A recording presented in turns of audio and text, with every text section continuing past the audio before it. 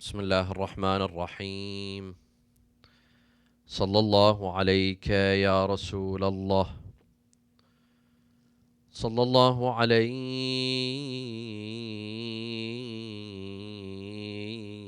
يا سيدي ويا مولاي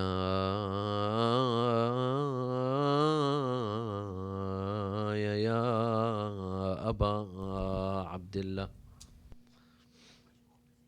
يا رحمة الله الواسعة ويا باب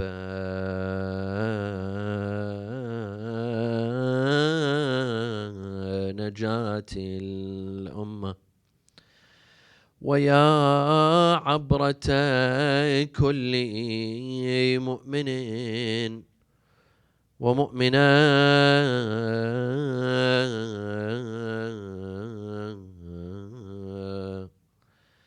يا ليتنا كنا معكم سادتي فنفوز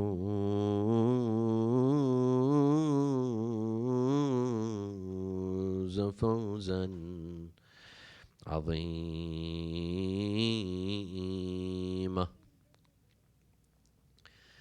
أعوذ بالله من الشيطان الرجيم. بسم الله الرحمن الرحيم.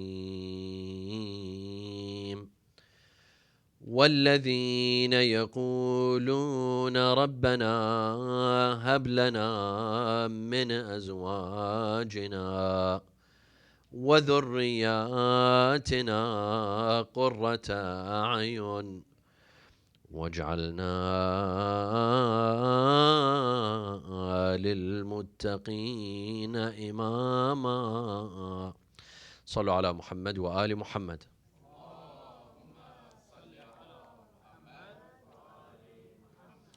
Every generation has a name, a label, and today's generation is known as Gen Z.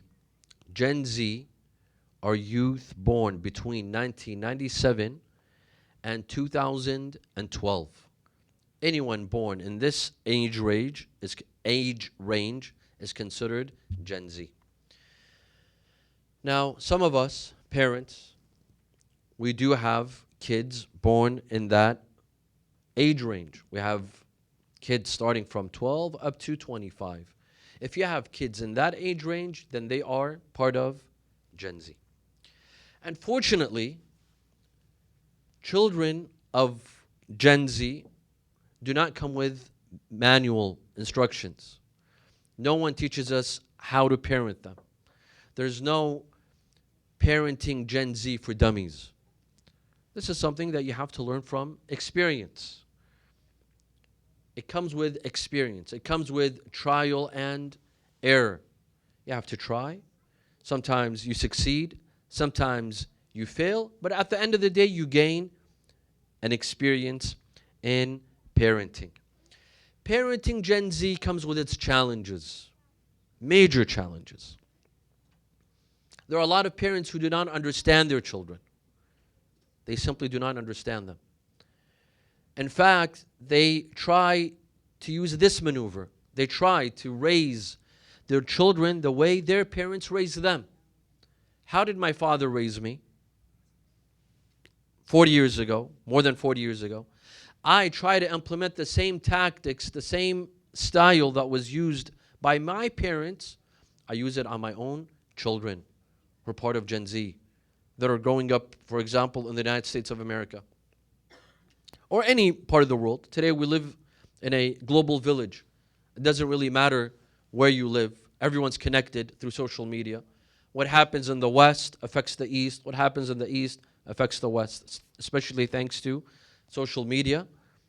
Word gets around. So a lot of parents run into trouble in raising their kids, in parenting their kids. It's as if they're from two different planets. They speak two different languages. Sometimes literally they speak two different languages. Sometimes no, they speak the same language, but they can't understand their children. And the children can't understand their parents either. They come from a different mentality, a different culture. Especially if the parents are immigrants. They're migrants. They came from back home with the cultural differences, the religious differences. Now they come to the West. It's an open society. It's a different culture. And they're trying to raise their kids based on those standards. This is a recipe for conflict, a recipe for disaster. You can't raise your children the way your parents raised you. This doesn't work. It simply doesn't work. Amir al-Mu'mineen alayhi salam, there's a hadith attributed to him in the end of Nahj al-Balagha. I say attributed because there's some debate whether Amir al-Mu'mineen did actually say this or not. But this is a hadith attributed to him. He says, لا تقصروا أولادكم على عاداتكم فإنهم خلقوا لزمان غير زمانكم.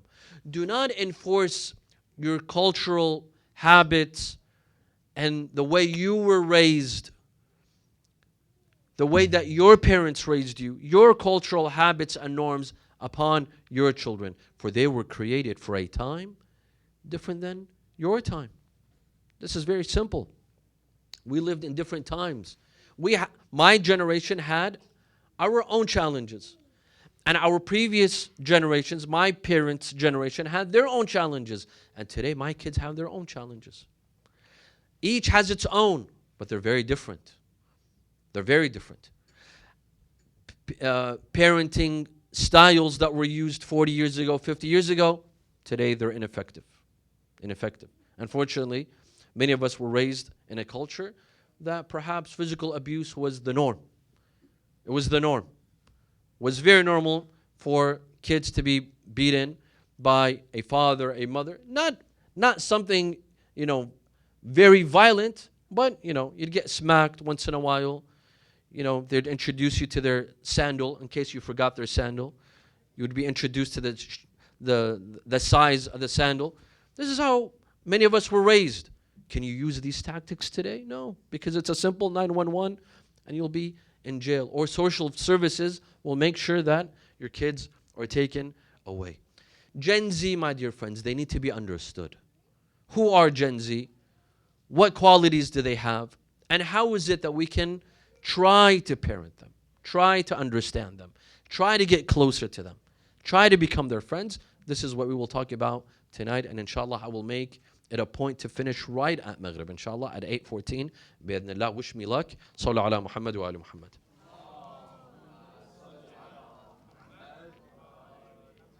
You see, my dear friends, Gen Z is tech savvy. This is number one. They're tech savvy. They know everything about the internet. They do everything online.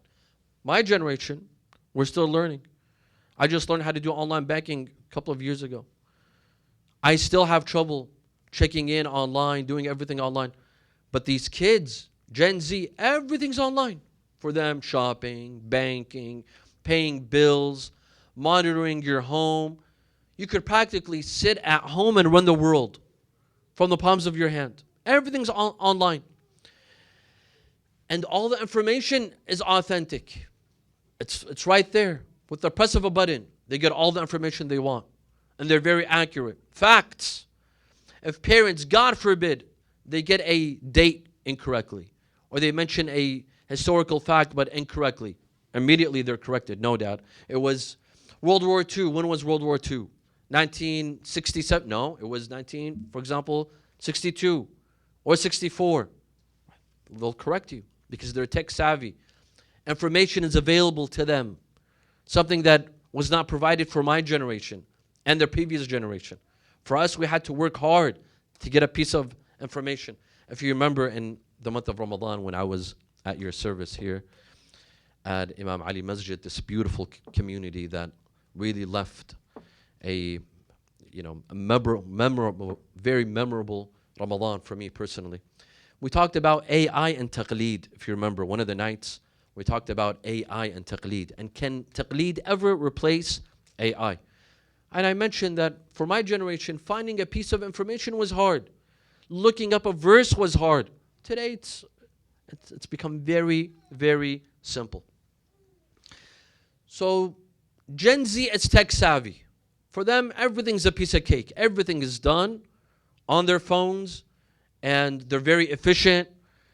They make videos, they make reels, they read articles, they write articles. Everything is done on their phone. But there are problems that come with being tech savvy. What are those problems? Number one, screen addiction. A lot of Gen Z members, kids from the Gen Z, they have a problem with screen addiction. They're always on their phones. They're always on their iPads in the morning, at night, in the evening, during a lecture, in the car, on a bus, on a plane. They're always on their phones. They're always on their iPads. This is called screen addiction. While this doesn't apply to the previous generations, because we were introduced to the iPhone maybe 15 years ago. 15 years ago. But the younger generation, they were born with the iPhone. They were born having an iPad or an iPhone. This is a problem. Screen addiction can be a problem. Why? Because when you don't have any social activity, you don't play sports, you don't go out, you don't have friends, you're constantly on your phone, this causes you to be depressed. And this is a factor in Gen Z. Many of them suffer from depression because they're constantly on their phones. They don't play sports. I remember my generation, we played sports. Everyone played sports. Today, kids don't play sports. They're not active. They're not physically active. This is a problem. They're called the silent generation. Gen Z is called the silent generation. Why? They're always silent. Their necks are down, and they're on their phones.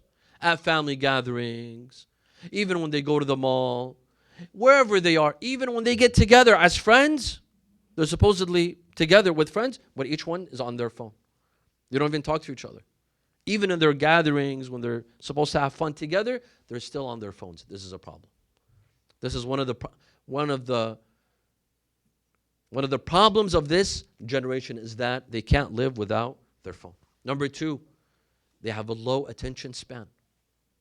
This is a quality of Gen Z. They have a low attention span. Why? Thanks to Instagram and thanks to TikTok and thanks to these short reels, 30-second reels that capture your attention. Their attention span is 30 seconds, 40 seconds.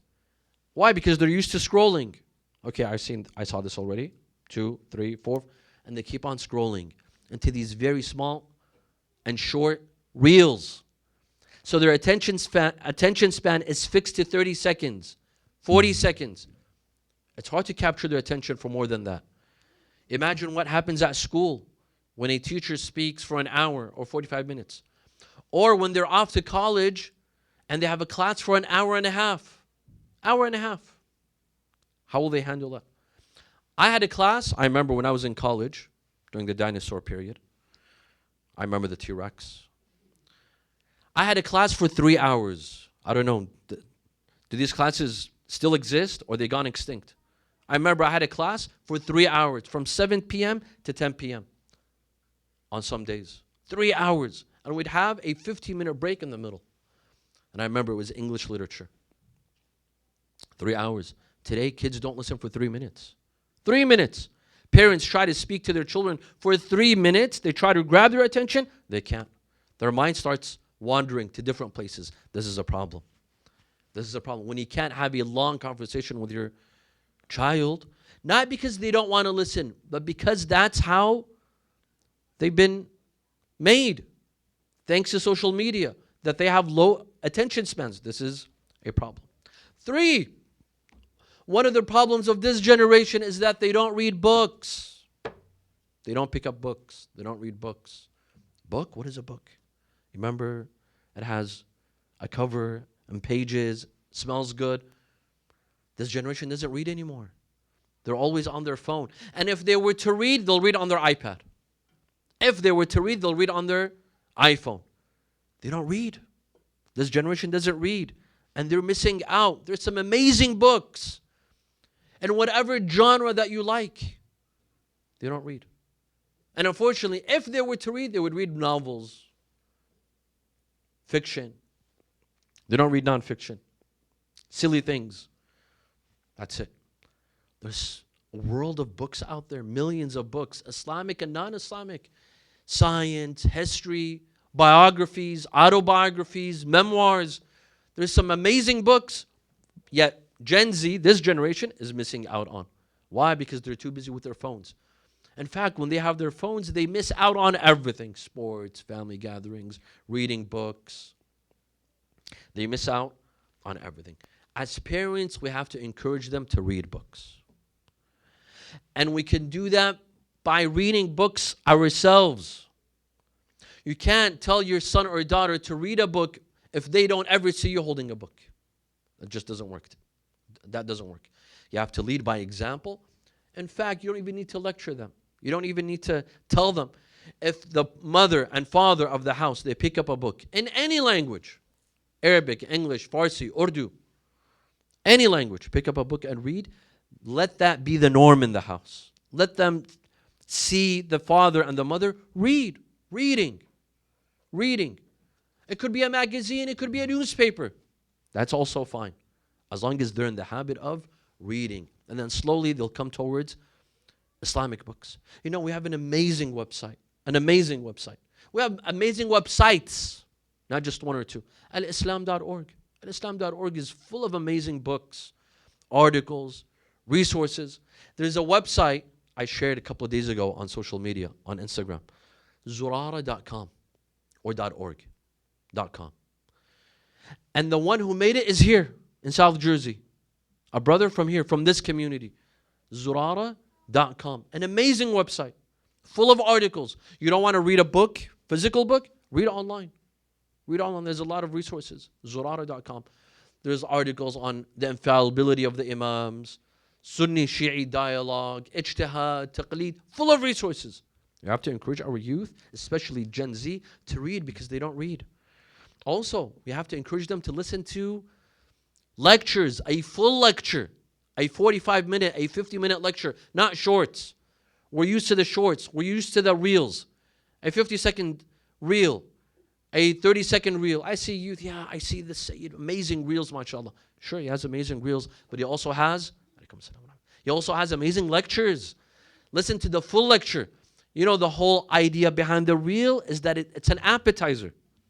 It's an appetizer. It's meant to get you to listen to the whole lecture. Let us create an atmosphere at home where we listen to various lectures. I listen to a lecture, you listen to a lecture, and we discuss it over a dinner table, in the car, during a road trip. What did you learn from this lecture? Who's your favorite speaker? Why? What are some of the important topics? What did you learn from this topic? Ask them questions. Get them to talk. Make them inquisitive. Our kids are inquisitive, but we have to dig deep. Another quality of Gen Z, and this is a good quality. They have amazing qualities. You see, all of these qualities are amazing qualities, but they can have drawbacks. You have to be careful. One of their great qualities is that they're socially aware. Gen Z is socially aware. They know of what's happening around the world, across the world. Why? Because everything's online. From global warming to racial injustice. They know, they're very aware. The BLM movement, they're well aware. The Me Too movement, they're well aware. What's happening in Gaza, in Lebanon, in Iran, they're very well aware because everything's online. They get to see firsthand. They get to see. So it's not like they're living in a bubble, they're living in a cave, and they don't know what's happening. No, our kids today, our teens, our youth, they're very aware of their surrounding. They know of what's happening. And this is something positive. Why? Because youth are energetic and they're enthusiastic. And they will most likely take action if we put them in the right direction. If we guide them, put them in the right direction, and then give them instructions on what to do, what not to do, that's all you need to do. That's it. And you give them a little push, and they'll take initiative. Here in America, if you remember, a year ago, more than a year ago, here in America, across America, there were protests that supported Palestine. that supported Gaza. By who? By American youth. American youth. Some of them were not even Middle Eastern, white American youth. They were mobilized and they had protests, college protests. You remember that? There were crackdowns. There were crackdowns. They were persecuted for protesting and fighting, not fighting, but fighting for the rights of the people of Palestine and Gaza. Why? Because they're socially aware. Because they're connected online, they're socially aware. This is a positive. This is a positive. If there's any generation that will take initiative and do something, it's Gen Z. It's the youth. We just need to guide them in the right way. Encourage them.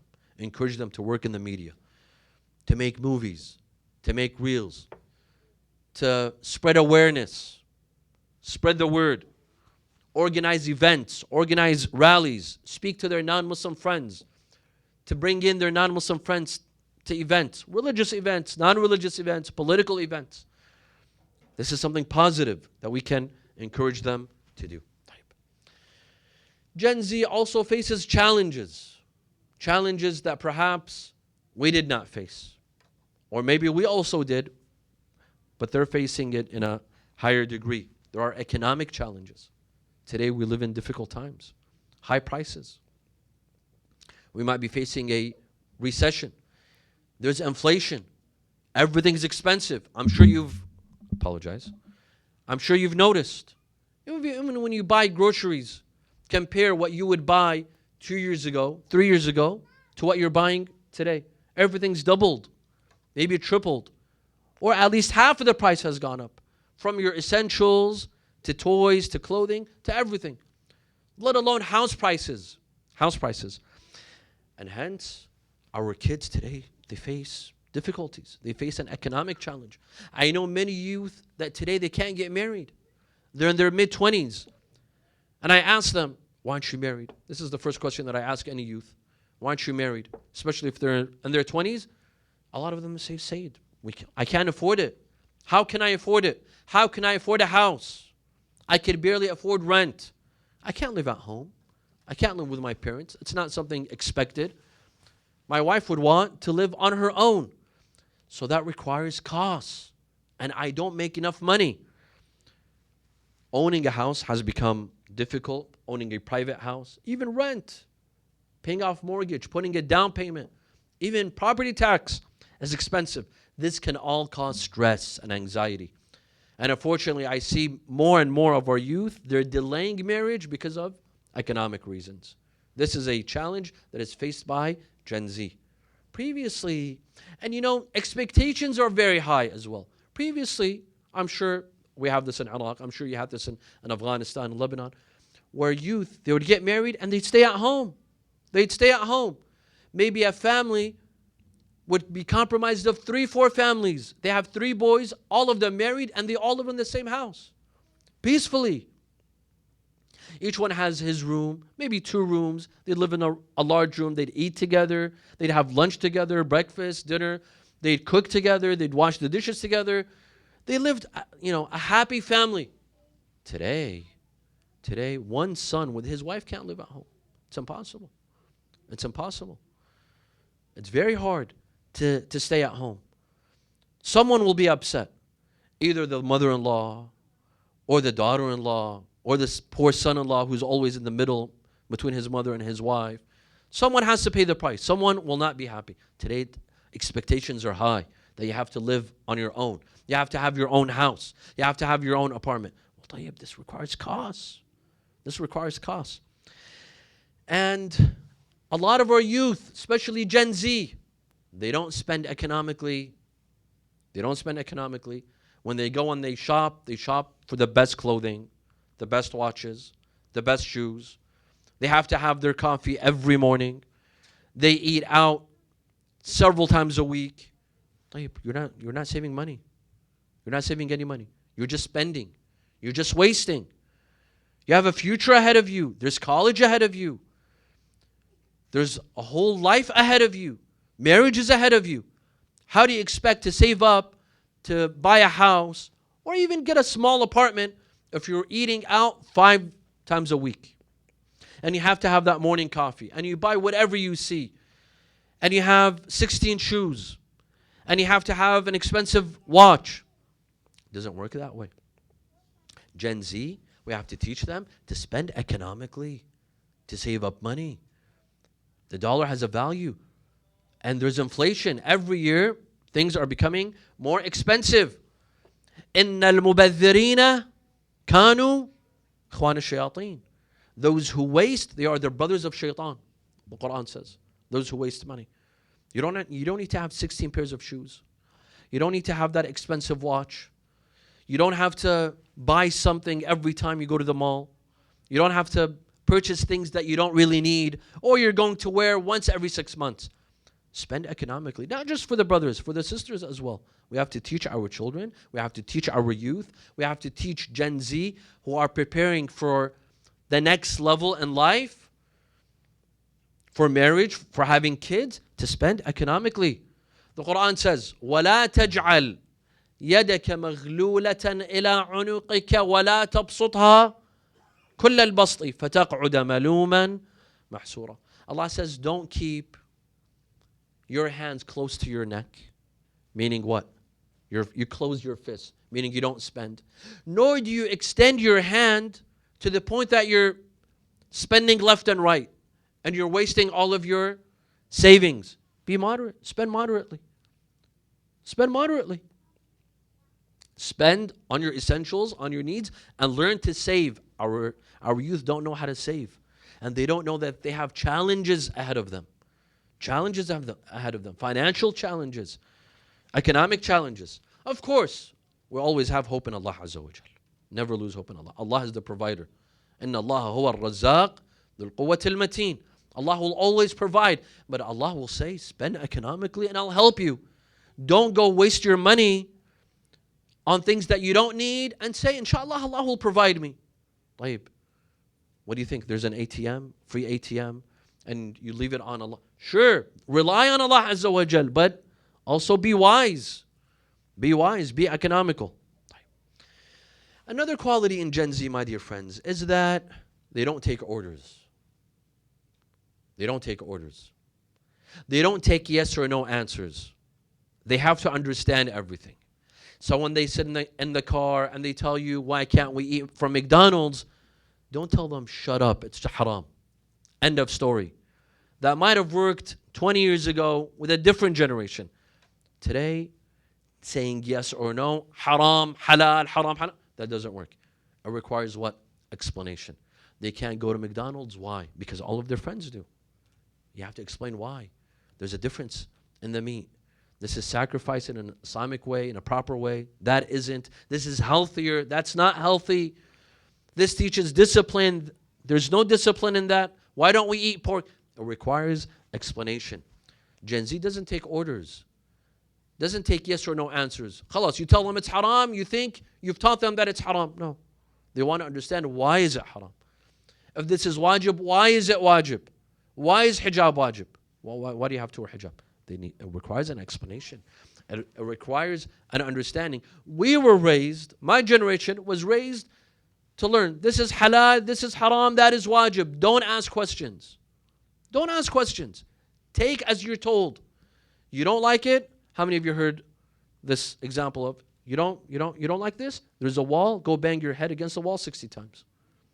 And it's always 60, not 59, not 61, 60 times.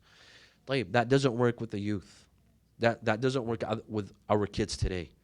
Telling them to go bang your head against the wall, or you don't like it, leave it, or this is how it is. It doesn't work. We have to explain to them, speak to them, get to their heads, convince them, influence them by giving rational explanations, good explanations.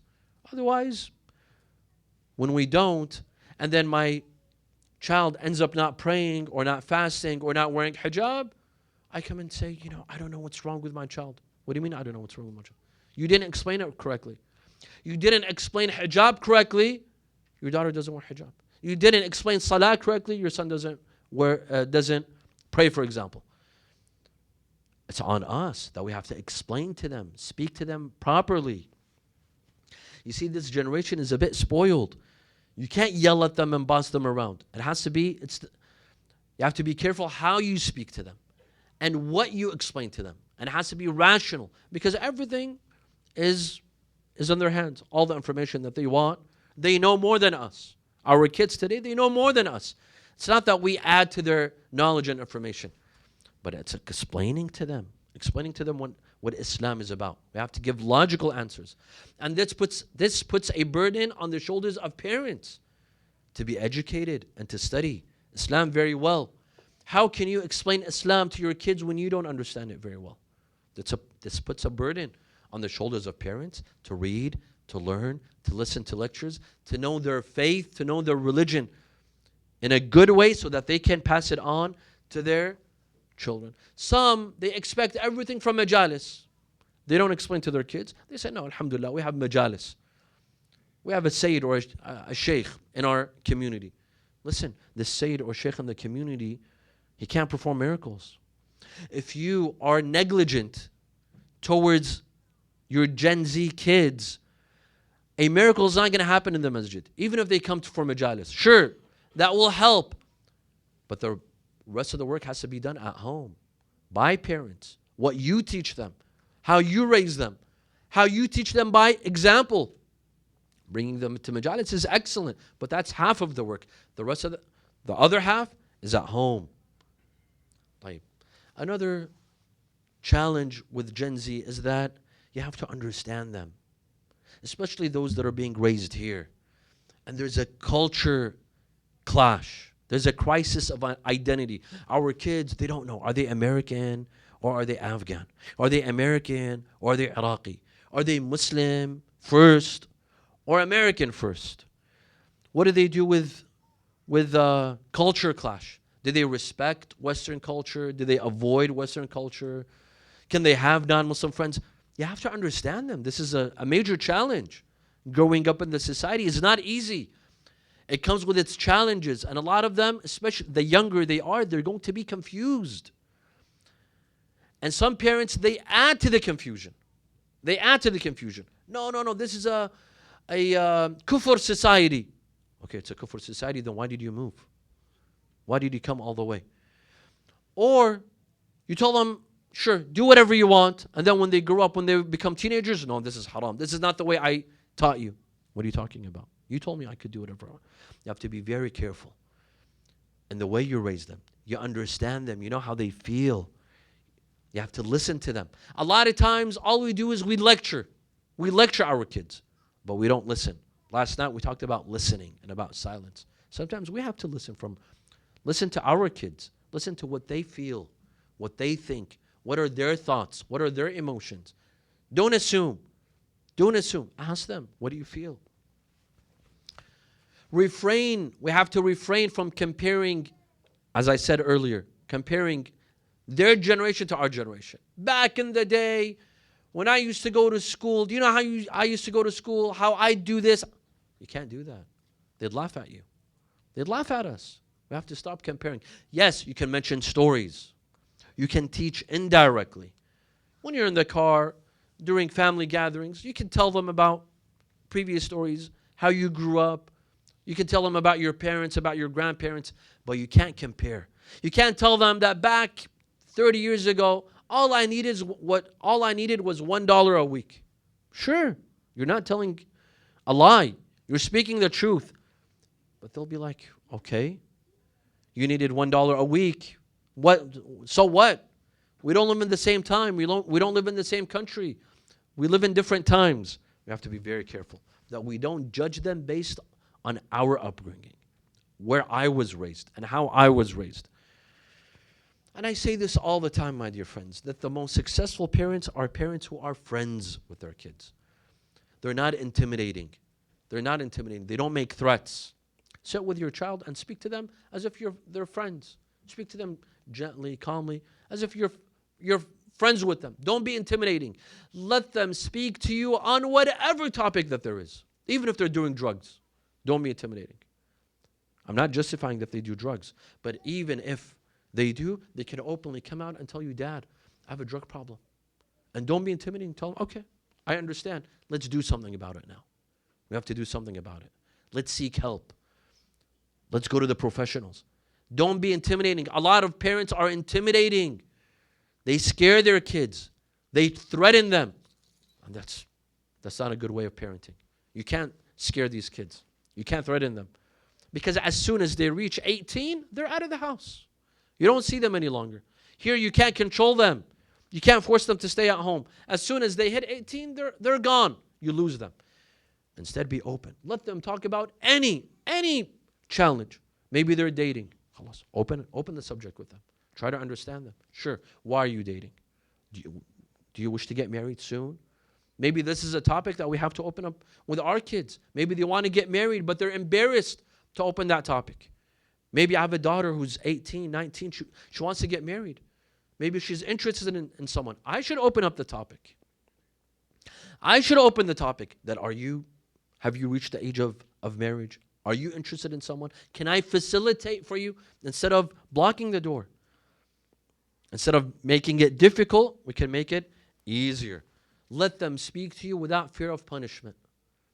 Why? I always say that hear it from them, it's better than hearing it from someone else. Even if they've done mistakes, hear it from them. Make it easier for them to say it instead of hearing it from someone else in the community. Did you hear what your son did? Did you hear what your daughter did? Why? Hear it from them first. Don't be intimidating. Going back to the phone issue, my dear friends, we need rules and guidelines. I'm not against having an iPhone or iPads. We have it at home. In every household, there's an iPhone and there's iPads.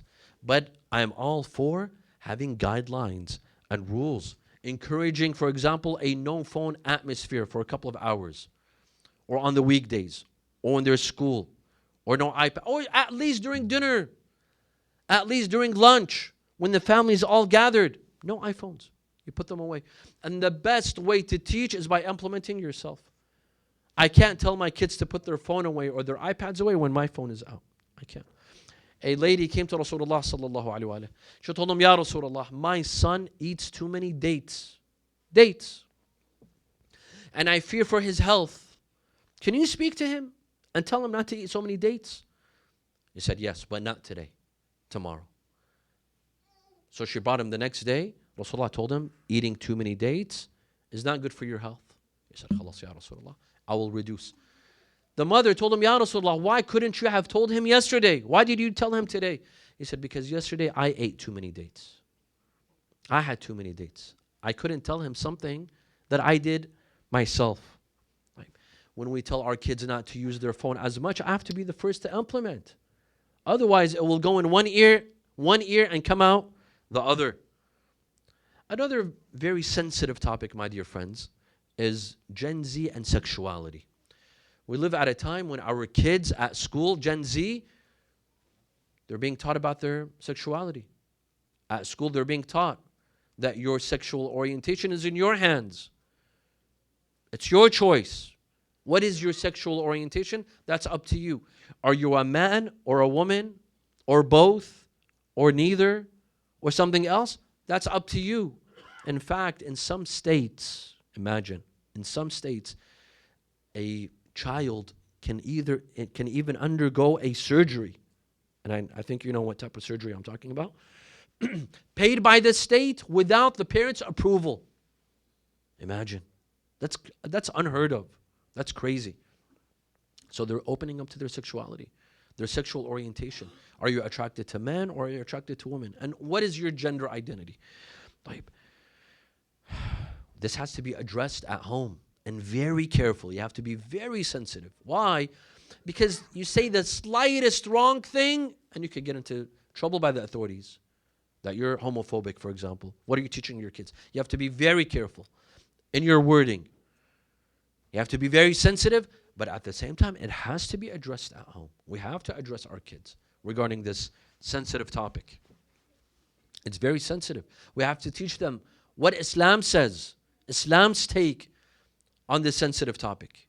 But we do it in a very logical, reasonable manner without getting upset, without yelling. And if God forbid, there is a rare case in which a son or daughter has that sort of inclinations, we deal with it properly, with a logical way, with a reasonable way, not by making threats, not by having a mental breakdown. God forbid, in the community, one of the kids is going in a different direction with sexual orientation. We don't have a mental breakdown and we start making threats. I'll kick you out of the house, or we'll go back to Afghanistan, or we'll go back to Iraq. No, no, no. You deal with it peacefully, logically, reasonably. You try to understand them. You remain calm and collected, and you try to reason with them. You use logic. You use reason. That's the way you go about it.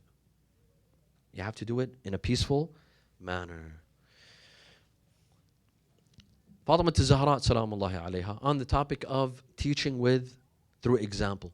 Fatima Zahra alayhi salam would get up in the middle of the night for Salat al-Layl. She never taught her children to get up for Salat al-Layl, but she did it herself. One night, Imam al-Hassan alayhi salam, he wakes up in the middle of the night and he saw Fatima Zahra praying Salat al-Layl. And she would mention mu'mineen, mu'minat, but she didn't pray for herself. So after Salah, he asked her that, my mother, I saw you praying for everyone except yourself. You didn't pray for yourself. Why? She said, Bunay al-jar thumma ad-dar. Your neighbor comes first and then yourself. Fatima Zahra taught by example. By example. Everyone knows the famous story of when Al-Hassan and Hussein were ill and their parents, they made a nadr to fast for 3 days. So they fasted for 3 consecutive days. And at the time of breaking their fast, someone knocks the door. And it was Fatima Zahra who answered. And it was Fatima Zahra who donated. وَيُطْعِمُونَ الطَّعَامَ عَلَى حُبِّهِ مِسْكِينًا وَيَتِيمًا وَأَسِيرًا. Fatima Zahra donated in front of her kids, setting an example that when there's someone's in need, we give them. Teaching by example, parenting by example. A hadith says that when it was the month of Ramadan, the last 10 nights of the month of Ramadan, Fatima Zahra would gather the bed sheets, the beds at home, meaning there was no more sleeping. The last 10 nights of Ramadan. Maybe naps here and there, but there was no more sleeping. The last 10 nights of Ramadan, they should not be wasted in sleep, rather in dua, in munajat, in seeking knowledge, in ibadah. And in Karbala, my dear friends, we see that there were youth that participated. Youth from Bani Hashim and non-Bani Hashim who played a role in the day of Ashura and in the success of Karbala. One such youth, his name was Umar ibn Junada. Umar ibn Junada, historians say that his father was killed earlier in the battle. His father was killed early in the battle in Karbala. He came to Imam Hussein alayhi salam and sought permission to enter the battlefield. The Imam did not give him permission. Why? Because his father was killed a few hours earlier. So he refused. He went back crying. His mother had encouraged him to fight. His mother had told him to go fight. She said, you make Rasulullah proud, and I will make Fatima Zahra proud. So he went to seek permission to enter the battlefield. Imam al-Hussein refused. When he asked him why, he told him, because today your father passed away and your mother cannot handle 2 tragedies in one day. She said, Yabna Rasulullah, Ummi hiya alladhi ba'athatni. It is my mother who sent me to fight in the battle. And so Imam Hussein allowed him to enter, and he started reciting, Amiri Husaynun wa ni'mal amir, surur fu'ad al-bashir al-nadhir, علي وفاطمة والداه فهل تعلمون له من نظير. This child, 10 years old, he fought bravely until he fell. All of them, when they would fall, they would call Imam Hussein, Assalamu alayka ya Aba Abdullah. Imam Hussein rushed to him along with his son Ali al-Akbar. Ali al-Akbar sat down. He told him, my brother, is there any wish that you would like to say to me? He said, yes, my wish is that don't let my mother sleep by herself in her tent. Tonight my mother will be by herself. انقلوا رحل أمي إلى رحالكم. Let my mother tonight sleep in your woman's tent, because tonight my mother is all alone. Another youth in Karbala, Wahab al-Kalbi. Wahab was Christian. He had converted to Islam and he came to Karbala with his mother and his wife. His mother urged him to enter the battlefield. His wife urged him not to do so until he listened to the call of his mother and he entered the battlefield. His wife kept on begging him not to enter the battlefield, not to fight. Yet he entered the battlefield and he fought very bravely until he saw his wife calling him, Ya Wahab, come back to me. He came back. He said, yes. She said, I want you to enter the battlefield and fight until you die. Don't come back alive. He said, Wa ajab, a few moments ago you were telling me not to fight and that we are newlyweds and that I should not fight to the finish, and now you are telling me to fight till the finish until I die. She said, لا تلمني يا وهب إن واعية الحسين قطعت نياب قلبي.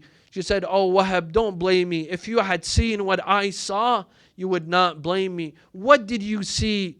He asked his wife, what did you see? She said, I saw Imam Hussein sitting at his tent, and he kept on saying, ألا هل من ناصر ينصرنا ألا هل من ذاب يذب عنا شبان شبان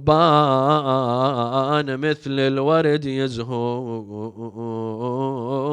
حساف على الغبر ينامون شبان بالله لا تونون تصدعون قلبي من تلوجون. لا حول ولا قوة إلا بالله العلي العظيم. إنا لله وإنا إليه راجعون. نسألك اللهم وندعوك باسمك العلي الأعظم الأعز الأجل الأكرم يا الله. اللهم لا تدع لنا ذنبا إلا غفرته، ولا هما إلا فرجته، ولا عيبا إلا سترته، ولا خوفا إلا آمنته، ولا رزقا إلا بسطته، ولا شملا إلا جمعته، ولا مرضا إلا شفيته، ولا غائبا إلا حفظته وأدنيته، ولا حاجة من حوائج الدنيا والآخرة لك فيها رضا ولنا فيها صلاح إلا قضيتها ويسرتها يا أرحم الراحمين. ولأرواح المؤمنين والمؤمنات الفاتحة مع الصلوات.